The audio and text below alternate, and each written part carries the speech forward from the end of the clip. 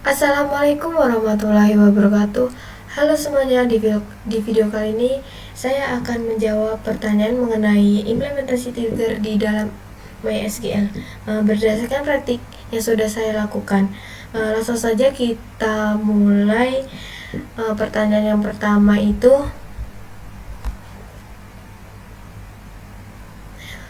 apa perbedaan mendasar antara trigger after dan before di dalam praktik ini? Jawabannya itu, dalam SQL Server, trigger after akan dijalankan setelah operasi insert selesai. Pada praktik ini, trigger after digunakan untuk mengurangi stok barang setelah data transaksi berhasil masuk ke tabel detail penjual. Jadi, prosesnya adalah insert berhasil, stok baru dikurangi. Sementara itu, SQL Server sebenarnya tidak memiliki trigger bernama before dan di MySQL. Karena itu, kita menggunakan trigger instead of sebagai penggantinya yang berfungsi seperti before.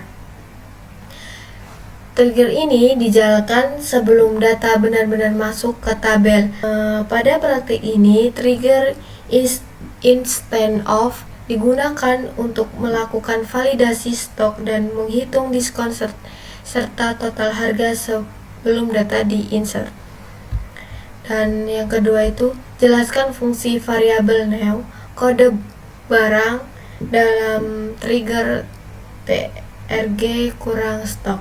Jawabannya itu, karena SQL Server tidak menggunakan keyword new seperti di MySQL, maka kita menggunakan tabel bernama insert. Tabel insert berisi baris yang baru saja ditambahkan saat proses insert.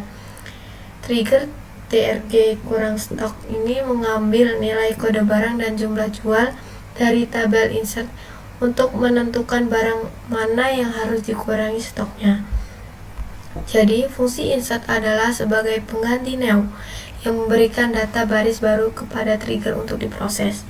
Dan pertanyaan yang ketiga itu, bagaimana cara trigger menghentikan insert jika validasi stok gagal? Di sini saya menjawab, pada trigger instead of saya menambahkan pencegahan stok. Jika jumlah jual dari lebih besar dari stok yang tersedia, maka trigger menampilkan error menggunakan raise error dan langsung menghentikan proses insert. Karena trigger ini adalah instead of, maka kalau validasi gagal, data tidak akan dimasukkan ke tabel stok, tidak berkurang, dan transaksi dianggap batal. Jadi trigger ini berfungsi sekaligus sebagai validator sebelum data dimasukkan. Dan pertanyaan keempat itu, apa yang terjadi pada kolom diskon persen dan harga total jika tidak menggunakan trigger before? Dan di sini saya menjawab, pada skenario kedua, trigger instead of berfungsi untuk menghitung diskon persen dan harga total secara otomatis berdasarkan jumlah barang yang dibeli.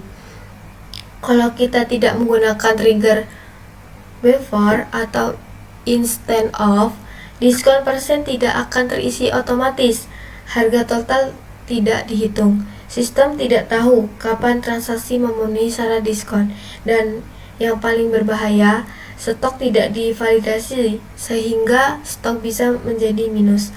Jadi tanpa trigger tersebut, data transaksi menjadi tidak akurat dan tidak konsisten. Oke. Baik, itu tadi penjelasan saya mengenai perbedaan trigger after dan before. Fungsi tabel insert ini, cara validasi stok dan trigger, serta apa yang terjadi jika trigger before tidak digunakan. Semoga penjelasan ini bermanfaat dan membantu memahami konsep trigger di SQL Server. Saya akhiri. Wassalamualaikum warahmatullahi wabarakatuh.